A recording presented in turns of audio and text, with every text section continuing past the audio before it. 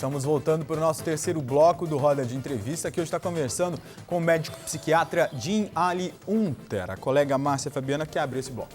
Doutor, qual que é a importância da avaliação psiquiátrica ou psicológica antes e depois da cirurgia bariátrica? Então, assim como a gente já tinha comentado no bloco anterior, a compulsão alimentar, ela vem muitas vezes sanar uma fome psíquica, uma fome emocional. Então, o que tem que ser tratado, a princípio, é o comportamento compulsivo. Essa avaliação psicológica ou psiquiátrica, ela visa diminuir a possibilidade de operar pacientes que são compulsivos, que teriam um benefício de um tratamento da compulsão, do comportamento compulsivo, do descontrole do impulso, e não terão tanto benefício assim com a cirurgia bariátrica isoladamente, podendo até desenvolver outras compulsões depois da cirurgia. É esse o objetivo das avaliações psicológicas. Então, qual que é a diferença entre fome e apetite? Então, a fome é aquilo que eu expliquei, que é uma sensação meio desprazerosa, é um desprazer meio gástrico mesmo, a vontade de comer. O apetite, ele vem do estímulo do alimento, né, na sua frente. Quando você vê o alimento na sua frente, quando você sente o cheiro, né, quando você vê pessoas se alimentando, quando você vê uma figura, uma imagem, né, uma propaganda de churrascaria, também né, pode ser já abre o com apetite. gula, né? Já dá aquela coisa de você ver, na verdade, aquela comida bonita. A gula seria o mas... excesso, né? Sim. A gula seria o excesso do apetite. Você está relacionado à compulsão alimentar mesmo. Doutor, Sim. Tem muitas pessoas obesas que não sabem quando é que elas precisam procurar ajuda. Porque a gente tem, ela fala assim, não, eu tô gordinho, tô feliz, sou gordinho, mas sou feliz. Tem muita gente que levanta essa bandeira e, claro, elas têm que ser respeitadas, precisam ser respeitadas por isso, mas não é esse o problema. O problema é que muitas vezes a obesidade já está afetando a saúde dela, a obesidade está afetando não só a saúde do corpo, mas a saúde da mente também. A pessoa está ficando depressiva, de repente se sente rejeitada, enfim, tem todos esses problemas. Quando é o start para ela poder buscar ajuda? O que diferencia sempre o normal do patológico é o sofrimento. Então, se a pessoa experimenta um sofrimento, seja ele psíquico pela aparência, ou seja ele por desenvolver uma hipercolesterolemia, ou seja por desenvolver uma hipertensão, ou uma diabetes por conta da obesidade, ele deve buscar auxílio para isso. Hoje em dia, a gente já recomenda exames de rotina desde criança, inclusive, né, de colesterol. Então, essa pessoa ela vai passar por uma avaliação médica de rotina, vai ser estabelecido o índice de massa corporal, que é uma relação entre a altura e o peso, e a partir de um nível, esse índice de massa corporal indica um risco à saúde, indica uma possibilidade de desenvolvimento de doença cardiovascular. E aí o médico vai estabelecer se ele precisa ou não fazer algum tipo de intervenção. Mas o critério maior é a pessoa ter algum tipo de sofrimento, seja ele clínico, orgânico, por uma hipertensão, etc. Ou mas será psíquico. que ela reconhece esse sofrimento, doutor? Porque esse é o problema. Muitas vezes eu acho que não só na obesidade, mas em vários outros transtornos mentais, por exemplo, na depressão, enfim, na bulimia, na anorexia. O senhor mesmo disse que a pessoa que tem anorexia, ela se olha e se vê gorda, mas na verdade está raquídica. Sim. Agora, ela muitas vezes não percebe esses sinais, né? E isso pode ser gravíssimo, né? Olha, o que é mais comum não é deixar de perceber, porque a maioria percebe os sinais. O mais comum é haver um processo de negação, onde a pessoa ela está vendo que tem um problema e não aceita. Então, muitas vezes já parou 2, 3 vezes na emergência com crise de hipertensão. Aí toma um remedinho lá na emergência, volta para casa, para de sentir sintomas.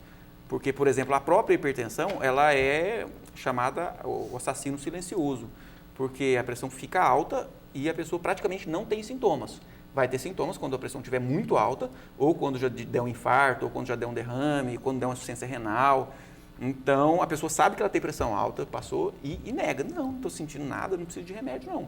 O quê? Ir no médico? Não, não preciso não. Então a pessoa muitas vezes nega que há o problema. Assim como a negação do alcoolismo. Não, eu bebo só final de semana. Aí vai ver, a pessoa bebe sexta, sábado, domingo. Eu trabalho, eu cumpro com mesmo, né? Mas os prejuízos que estão sendo claros na vida da pessoa, muitas vezes são negados em detrimento de muitas vezes de uma certa prepotência, de uma dificuldade que o ser humano tem de receber ajuda.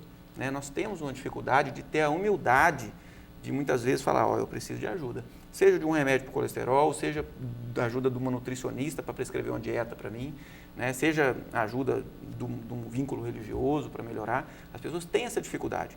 Então, o que mais impede, muitas vezes, a pessoa de ir ao caminho de uma vida saudável é a negação de que o problema existe. Também Muito mais do que a incapacidade de perceber, assim, de ver que tem um problema, de sentir dor, ou seja, de sentir o prejuízo que aquela problemática está trazendo. Existe também as pessoas que têm um preconceito danado com dizer que vou procurar um psiquiatra, vou procurar um psicólogo, né? Infelizmente, no Brasil, até hoje, a gente vive em século XXI, tem gente que fala, não vou procurar um psiquiatra, vou procurar um psicólogo, porque o povo vai achar que eu estou ficando doido. Tem muito isso, infelizmente, né, doutor? E muitas vezes a pessoa acaba metendo os pés pelas mãos. Eu mesmo ouvi muito disso. de piadinha Sim. quando eu comecei meu tratamento, antes da cirurgia. Tá doida? Pra que você precisa? Você vai fazer a cirurgia? E todo Sim. mundo ria. Vamos eu falei, só colocar encarar. o nosso telespectador a par. A Márcia Fabiana, nossa colega, ela fez cirurgia de redução de estômago há 9 anos e, com certeza, você olha para ela e diz, não... Linda. E é isso mesmo, né? E está se mantendo, que é o mais importante. É o isso melhor, ainda bem, né? A psiquiatria, ela vem de uma história em que até 20, 30 anos atrás, o que era tratado era só os transtornos mentais mais graves, ou seja, a psicose. A pessoa está fora da realidade, escutando voz, vendo vulto, aí tomava algumas medicações, essas medicações eram extremamente sedativas, e então, assim como a própria cirurgia, né, cirurgia, no começo, talvez 40 anos atrás, ela se restringia a corrigir o básico, né? Assim como era, né, uma amputação do acidente. Hoje em dia, não. A própria cirurgia ela já desenvolveu uma ramificação, que é a cirurgia plástica, que faz correções na feição da pessoa para diminuir sofrimentos muito pequenos. Aqui uma ruguinha, né? Assim, tira ela lá. Ou seja, é uma cirurgia, é um procedimento médico para tratar um sofrimento muito pequeno. E a psiquiatria evoluiu dessa forma. Então, sofrimentos relativamente pequenos podem ser acessados e tratados com melhoria da qualidade de vida com medicamento. Então, o preconceito que ainda há é dessa psiquiatria antiga, que corrigia a loucura realmente. Assim, a pessoa estava fora da realidade e tinha remédio para isso. Agora, uma depressão, uma ansiedade, uma compulsão alimentar, uma fobia específica. Não, a pessoa tem medo de altura que não pode subir numa escada. Isso não tinha tratamento para isso. E hoje em dia tem. E a pessoa, um paciente chegou lá, eu tenho medo de pombo. Eu tenho pavor, na hora que eu vejo um pássaro, eu não consigo. Ou seja, é um sofrimento que acompanhou ele a vida inteira. Eu dei o remédio, ele melhorou e não tem mais medo. Ele fez a psicoterapia, ajudando, obviamente, mas o remédio teve um papel fundamental para diminuir um sofrimento que não era grande, não atrapalhava, ele trabalhava, ele cuidava da família, ele tinha as outras funções dele todas preservadas, ele era lúcido e coerente, e foi no psiquiatra e teve benefício com o tratamento.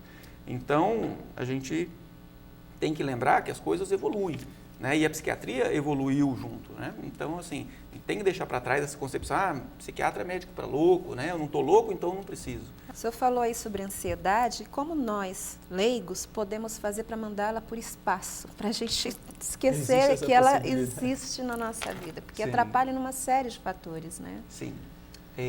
Toda doença psiquiátrica, ela é a exacerbação de uma função psíquica normal.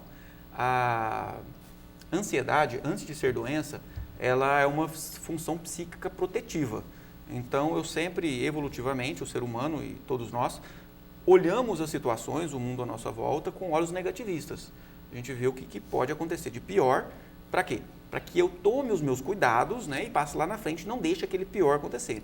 Até esse momento, a ansiedade ela é normal e protetiva. Só que algumas pessoas têm essa avaliação de risco extrapolada, muito alta. Então, ele sempre pensa no pior, ele pensa o pior, muito pior, e ele tem uma chance, uma certeza de que aquele pior vai acontecer. Isso é ansiedade como doença. Então, o segredo, né, que a psicoterapia, né, não é segredo, mas a psicoterapia trabalha é esse processo de releitura, de reinterpretação, de rever aquelas situações em que eu considero muito danosa e muito ameaçadora a mim, e enxergá-la como uma situação não tão ameaçadora, né, e tranquila para eu superar. Né? Seja uma perda do emprego, por exemplo. E se eu perder o emprego? Tem gente que entra em pavor com isso. Mas se ela trabalhar tintim por tintim, ver as capacidades, se autoafirmar, ver o quanto ele é um bom profissional, ele pode pensar na perda do emprego sem entrar em pânico, sem viver um desconforto tão grande. E assim é as outras coisas. Um filho, o filho sai à noite. Né? Assim, as mães, muitas vezes, né, não dormem à noite. Né? Por quê? Porque tem uma percepção de que o pior vai acontecer. O pior pode acontecer? Pode. Qual que é a chance real do pior acontecer? Muitas vezes a pessoa precisa de uma ajuda profissional para avaliar melhor. Né? Não, meu filho vai numa festa que não é violenta, ele volta cedo, ele não bebe bebida alcoólica, ele não dirige alcoolizado. Então, ela analisa todos os fatores envolvidos naquele temor e, no final das contas, ela olha para aquela situação e fala, realmente eu posso me sentir segura. A gente vai ter que fazer mais um breve intervalo aqui no Roda de Entrevista. Daqui a pouco a gente volta para o nosso último bloco, aqui conversando com o médico psiquiatra Jim Ali Unter. Até já!